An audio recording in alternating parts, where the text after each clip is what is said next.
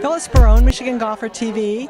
We're here at Meadowbrook Country Club for luncheon for Shirley Spork, honoring the book that she came out with Jim Cole, who used to be a former president here, is going to tell us a little bit about.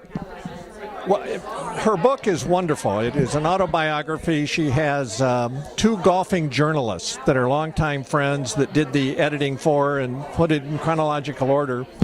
I would recommend the book. It's unique to me in that it's actually like an introduction to her and her life and what was important and who she knew and how things happened, and it's a good thing. And the book is called From Green to Tea, correct? Correct. Absolutely correct. And you can get it on Amazon, right? On Amazon, less than $20. It's a good deal. And you've read the whole thing, right? I've read the whole thing. Awesome. Yeah, I did read some excerpts from it, and it's pretty cool because Shirley, she actually taught people like Nat King Cole and Bob Hope. Bing Crosby. As you know, she now lives in Palm Desert. And so there's just a lot of history, and as you know, she founded the teaching division of the LPGA, and she and friends literally traveled the country, putting 40,000 miles a year on their car in an age before there were any interstate highways. So, I mean, all of it makes it a good read. Right, and Jim, you being here, former president of Meadowbrook, she was an honorary member back in 1947, was it? Yeah, what happened is back in the day, amateur tournaments were more important really than professional tournaments. But to play in an amateur tournament of any significance, you had to be connected to a private club. Somebody at Meadowbrook heard about her and her golfing ability as a teenager, and the club gave her an honorary membership. And with the honorary membership, she was then able to play in the tournaments, and apparently that's where her career actually got started. Awesome, Jim. Well, thank you for being with us today. You bet. My pleasure. So before we all get started, and I want to welcome everybody here. I'm Stephanie Jennings. I'm one of the assistant golf professionals here, and this was really spurred by Mr. Jim Cole, one of our members, to have Shirley and for lunch and really have a nice intimate affair and be able to express our appreciation of her and how she got started with her game here. And obviously those stories will start to come out as we go through the lunch. But having some close friends and family and some of our members here from Meadowbrook who a lot of them watched the Founders film, Shirley. We showed the Founders film here, so we got a little more information on you than you know. But it was a really, really great film. If you haven't seen it yet, please see that film. So what the afternoon's going to entail, we're going to have lunch, and you have your menu in front of you. And then following lunch, we'll have kind of an open forum, have Shirley share, obviously, her new book and talk about that. And then any kind of questions we want to pose to Shirley, she's very open to answer those questions. And I think we have a little bit of presentation for Shirley afterwards. And then that'll be the day. And hopefully the rain will be gone by then. We can maybe go pet a little bit, huh? All right, so we'll have servers around to get your lunch orders and enjoy. Thank you again for being here. All right. Thank you.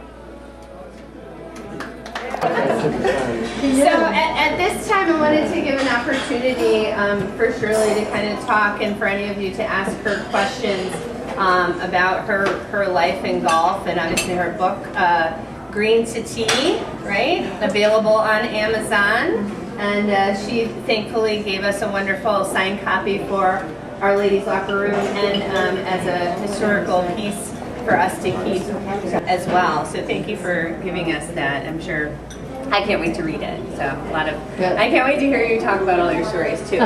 So just to get you going, one of the questions I wanted to ask you is, how did golf start in your life? So go from there. Well, first of all, I'd like to thank you all for having me here today. And this room really isn't big enough for all the knowledge that's here and all the things that have gone on. Because there's a lot of very important people here who love the game of golf, support the game of golf, and increase the interest in the game of golf. I hate to slight anyone's name, but there's just about every phase of the promotion of the game of golf sitting in this room. And there are very honored guests that are in Hall of Fames. And we all have an interest and love for golf, whether we play it or watch it on TV. I know a friend of mine, when Arnold Palmer became famous, she never really even thought or heard of golf, and she became a star supporter of men's golf because of Arnold Palmer. And in our game, we never got too much television, so where did our stars come from, or where did I decide why did I want to play golf? You all have a different reason why you play golf. And mine basically came from a happenstance of the fact that my parents just moved next to a golf course. And the kids in the neighborhood caddied, and on Monday it was free for the caddies to go play. And they said if I had a club, I could go play. So I lived on Meadowbrook golf course. It's not even there, or 8 Mile Telegraph. I don't think it's even there anymore. But they sliced their ball into our property. So I found some balls and sold them back to the golfers. And I had $1. And my mother gave me streetcar fare so I could go down Grand River on the streetcar. I was 11 years old, and that's a long, long time ago. I'm probably the oldest person in this room. I'm 90 years old.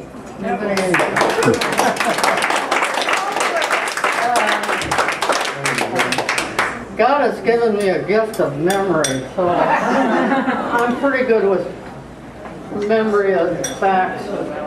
If I slight someone, I hope I won't, but because of getting that golf club, I was able to go with the boys on Monday, and I found some tees, and I teed the ball up and hit it off the tee. I teed it up and hit it down the fairway. I teed it and hit it to the green, and I got it. And then the hole went up the hill, and then the hole came down the hill.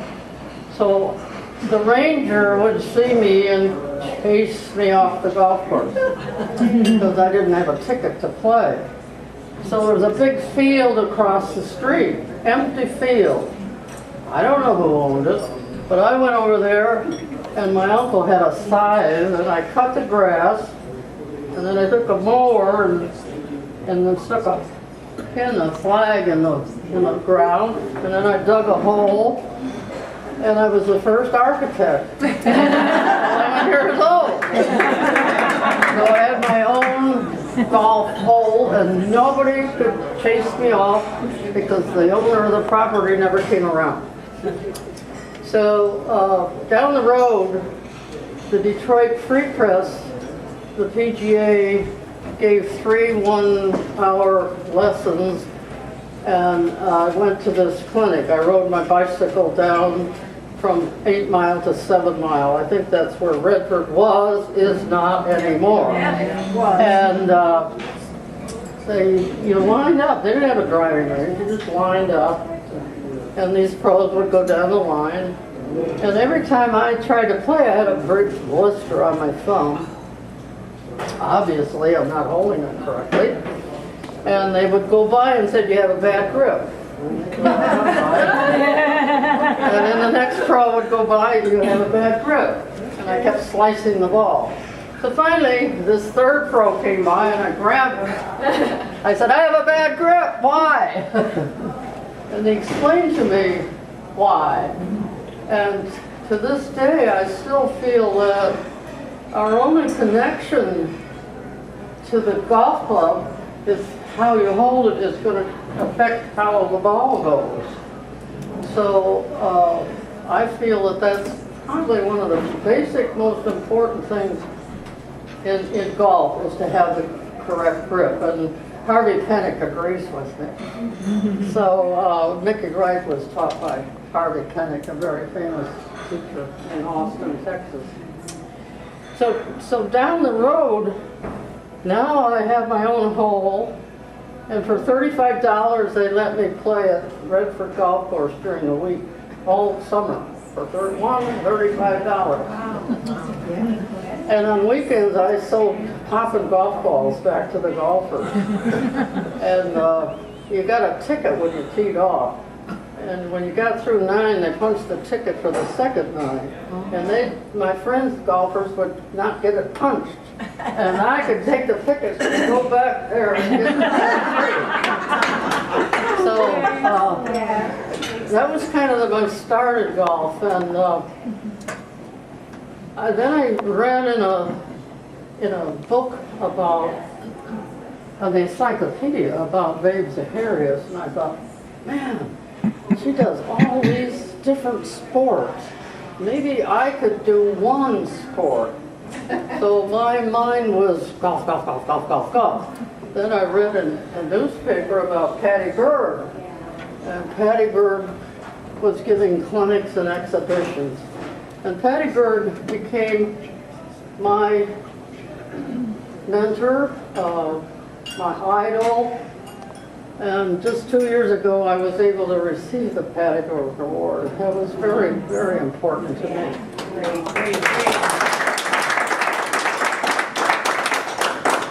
When I started to play, the Women's Pub Links Association allowed me to play with them. I was in the 7th and 8th grade, so I was 13, 14 years old. So that was my first competition. And allowing me to play with them and then continuing on into high school, still playing with them, they had a championship at the end of the year. And in high school, I won the Public Ladies Championship, therefore was invited to play in the state championship, because all over the United States, you had to belong to a private club to play in a state championship. So there was a way to get in the back door. So I'm a backdoor getter into it. So in high school, they had what they call the Girls City Championship.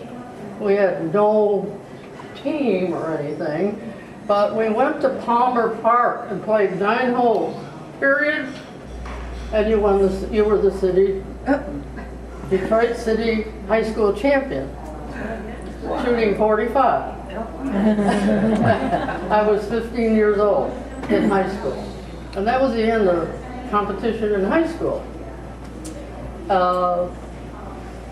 Then, by happenstance, we moved from the city back, we moved from the outskirts of the city back into the city itself, and lived in an apartment building, and the lady upstairs' daughter went to Eastern Michigan. So her mother convinced my parents that I should go to college. But at that time they had a WPGA, Professional Golf Association. This was prior to the LPGA, the WPGA. And in the WPGA was Patty Bird and not Helen Hicks, Betty Hicks, Ellen Griffin, and 2 others. And it went for like 2 years, and then they ran out of money, and that was the end of that. So my heart is broken because I wanted to join that. I didn't want to go to college. I wanted to join that WPGA. Well, there's no WPGA, so my parents helped pack my suitcase and drove me to Ypsilanti. But every weekend I came home so I could play golf and my mother could wash my clothes and help me with my homework. But along the way, I was very, very fortunate to play with golfers who belonged to different country clubs and happened to play with a couple from Meadowbrook. And they said, maybe if we talk to the board, you could represent Meadowbrook.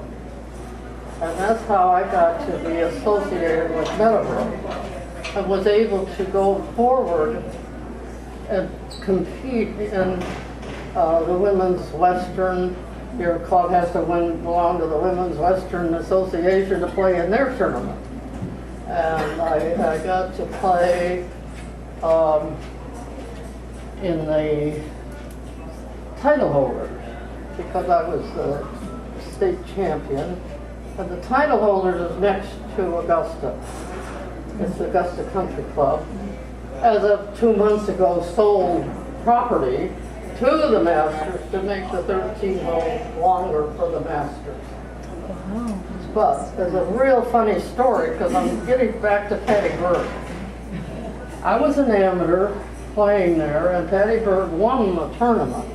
I went there from Detroit on a bus, and Patty said, "No, I don't need my car. Why don't you drive it back to Chicago to the Wilson Sporting Goods Company, and that'll save you transportation." She said, meet me on Monday morning in front of the Bel Air Hotel, which it's not there anymore, and I'll have the car ready for you. I'll put all my stuff in the trunk, and you just put your stuff in the back seat. And golf clubs used to come in a box like a pizza box. It was a long, skinny box. And she took the clubs that she just won the tournament with and put them in that box and put them in the trunk. And said, "Now, don't worry about it. I locked the trunk, and when you get to Chicago, the salesman will take the car," and so forth. So this is Monday morning, and I take her car, and I'm driving down the highway, and on the radio they're saying, "And yesterday at the title holders, Patty Bird won the tournament." And I'm saying, "Yeah, I'm driving her car." And I'm driving down the road, and I come to this town, and the guy's pointing and tooting his horn and pointing, and I think, man, I'm getting a flat tire. So I pull into this gas station, and I walk around the car, and I'm looking at the tires. The trunk is open this far. Lo and behold, there are no golf balls in the trunk. Now I'm thinking, what am I going to do now? So I thought, well, maybe I'll go back about 50 miles and look along the road. Maybe they're bouncing. So I go back to where I was, go to the police station, make a report, and now I got another day and a half or 2 days to drive to get to Chicago. So when I get to Chicago and the salesman meets me, and I said, "I just have terrible news, absolute terrible news. I've just lost the club she won the title holders with." And he said, "Shirley, don't worry about it. She gets new clubs about every 5 or 6 weeks." So my whole life, I called her Bergie, and I'd say, "Bergie, anytime you want anything lost, just let me know." So that was a disheartening experience, but Patty always took the new players coming up, what do you call them? The rookies. And they had to polish her shoes. She always left them outside her locker. And Carol Mann and all those girls, when they came on the tour, they had to polish Patty's shoes. She used to wear FootJoy alligator shoes. That's when you could have alligators in your shoes. And that was one of the funny stories, and they always tell that story when they get up to talk. So experience-wise, it's only because people helped me that I got to where I am. You can't do it alone, and you have to have someone who tells you can do something. And when I went out to start competing, the big three was Berg, Suggs, and Zaharias. And our tournaments had a prize purse of about $500 total for year. And there were 11 or 12 of us here, so there's no money down here for the little Shirley and the Marylands, and you know. So having gone to Eastern Michigan and having a teaching credential, I felt that my knowledge would be best given back to teaching and wanting the LPGA to start a teaching division. So in the year of, I think it was 55, 6, 7, it was 56, 7, and 8. At the annual meeting, I would stand up and say, we need a teaching division, because when you get old, you can take that knowledge and give it back. And they voted it down. And when I finally found out why they voted it down, they were afraid that we would take players away from their tour. So that was the fight. So, and until 1950s when the tour started, 1959 is when the teaching division started. So I'm a founder of both tours, and I'm so proud today that we have over 1,700 members, and we have we're global. We have our 8 sections throughout the country. Each section is the Asian section, which is basically Korean, correct? There are 7 golf tours in our world, so we better get some senior golfers back into the game who pay the bills for the juniors. Now you can ask me questions. When I went to Eastern Michigan, it was the era where you were not supposed to play individual sports. So to play in the intercollegiate, we had a substitute teacher who signed my application, I paid my way, and I went to play in the tournament and won it. So when I come back to school, I am not recognized by the physical education department, because you're not supposed to play individual sports. And also, the men's club honored me, but they didn't give me an E.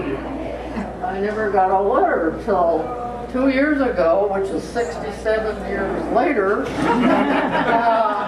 An E for effort took 67 years to get.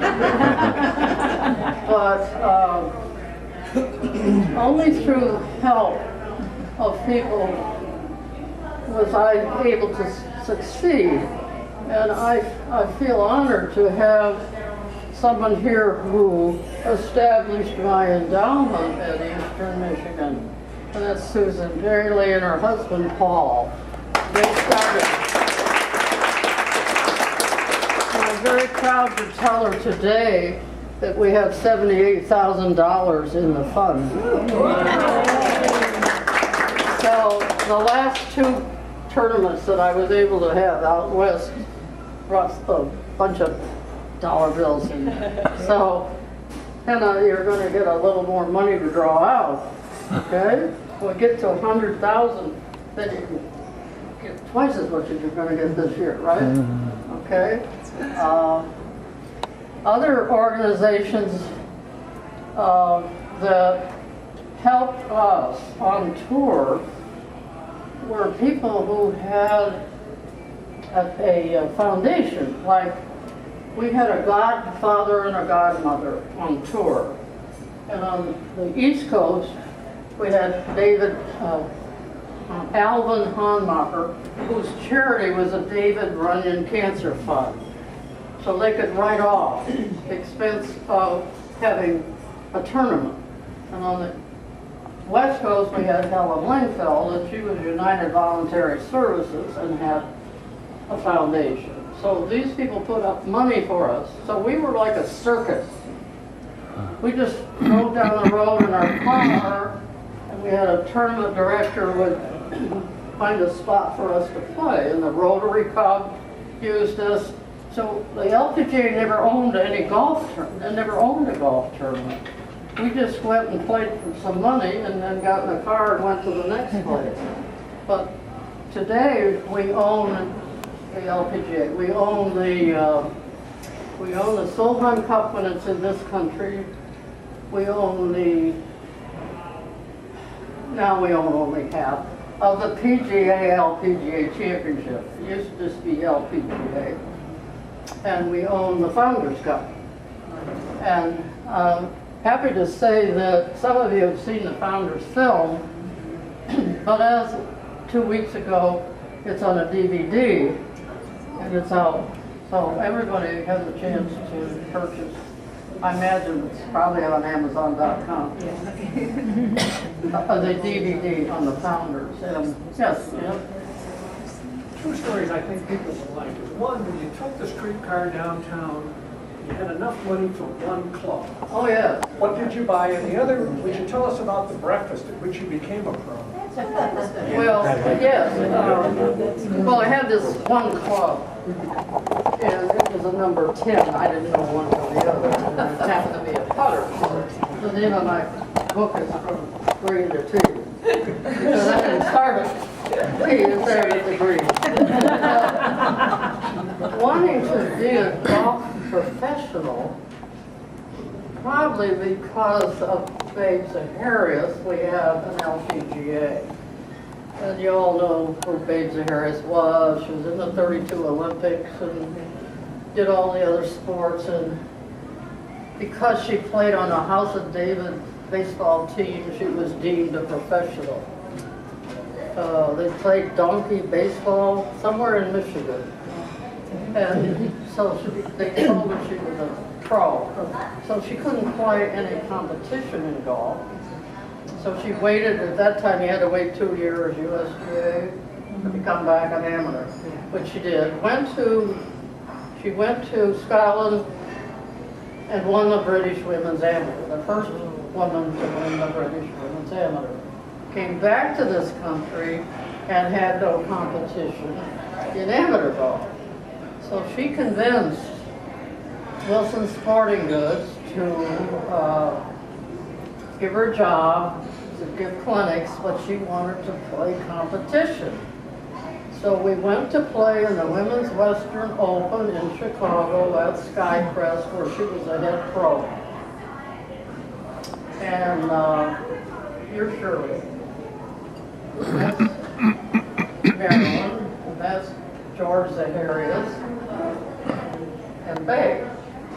So Babe says to me, listen kid, why don't you turn pro? We're going to start an organization. We need bodies. So I said, well, Babe, how do you do that? I'll be Dave. No, how do you do that?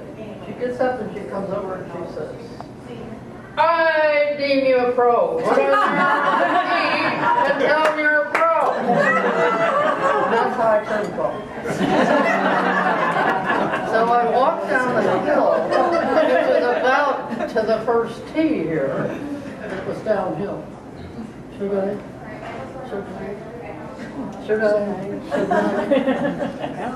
Excuse me, Mrs. Dennehy. Announce me as a pro. She says, does your mother know this? And I said, no, but she'll know tonight. Now, I've already signed a contract to teach at Bowling Green State University.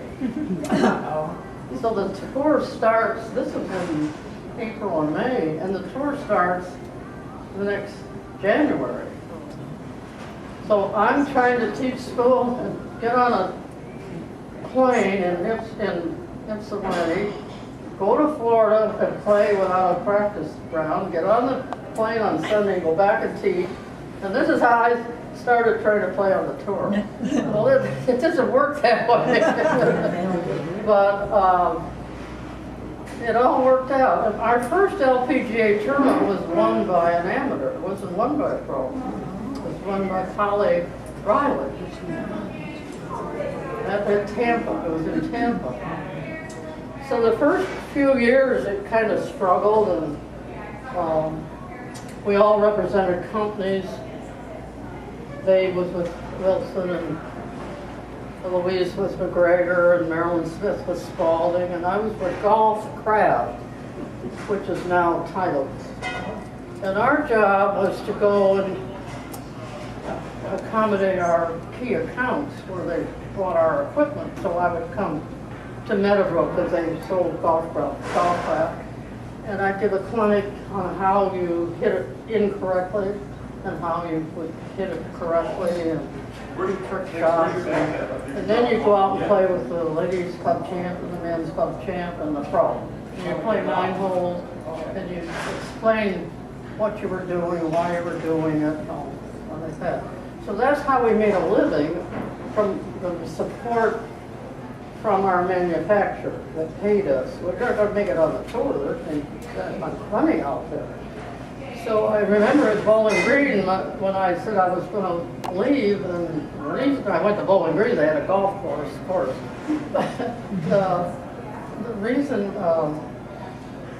that I lost that, this one. So, but anyhow, golf has grown immensely because of the USGA, LPGA, the first tee, and all your local junior golf promotion. These girls get to not only learn about golf, but they learn all the other, become honest through the rules, they associate with other kids. What are all the words they use in the first speech? Well, with the LPGA, empower and energize, engage, it's all E's. Etiquette. But where we're sitting right now is trying to keep people in the game. We live in a cyber world, and people don't have time a lot to play and spend the whole day at the golf course. It's hard. And families can go out and they're trying to come up 6 holes and 12 holes and 18 holes to keep people playing. And your courses that have hopefully maybe one time a week would play a 6-hole tournament to keep them playing, not losing them. And then when maybe if they're just doing that, then they'll want to play more. So, and teaching is so much easier today because all I have to use is my cell phone. I can take your video, I can put it on your thing, you can take it home, you can listen to me. My golf schools, I used to have a big, folder, but today I still see ladies that took 20 years ago. I still have my red golf book. I still have the tape you gave me. I still play that tape. So we still have a little knowledge coming off of a piece of paper and through our ear.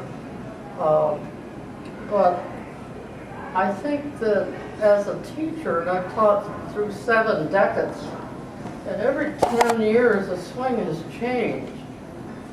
And it's changed because we know more about what your body does, how it works. The manufacturer's given us a better piece of equipment to use. So golf is easier, but you still need help. You still need a teacher. You need a coach. You need someone to say you can do it or you have done it, do it again. You need that encouragement. And you all need someone to pat you on the back and say, well, you can do it tomorrow, maybe. But I would go home and I played in the Publix, and my mother would say, how'd you do today, dear? And I'd say, well, I was second. Now, what do you want to dinner? I never taught golf in my house. What cares about sports minded? But after college, my mother said to me, you have to do what you want to do. You can't do what we want you to do. You don't stay teaching school. You go do what you want to do. So she gave me the encouragement to go out and be one of those 13 kooky women that went driving down the road with ping pong paddles. One was for gas, and one was for food, and one was for potty. We didn't have radios, and then if we saw a cock, we clicked and punched our brake lights so they knew we're seeing the costume after us. But we were very fortunate. We never had any accidents. And we didn't have freeways. There were no freeways. There were no Holiday Inns. There were motor courts. And there were, well, we loved to go to a cafeteria because they had vegetables. I'm so tired of eating canned peas and carrots. And we tried to eat liver or something iron and be strong. And we took vitamins. And I think because I took all those vitamins, I'm still here. I'm still taking all those vitamins. And someone said, what do you do with all those vitamins? I said, I'll just take them. So I think that because of the Bay, we have a tour. And because of an endowment, we have Susan and Paul that helped. And because of Meadowbrook, I was able to play. On behalf of Meadowbrook Country Club members, board of directors, and staff, we want to give you an honorary membership. Wow! Oh, no, I have to come back.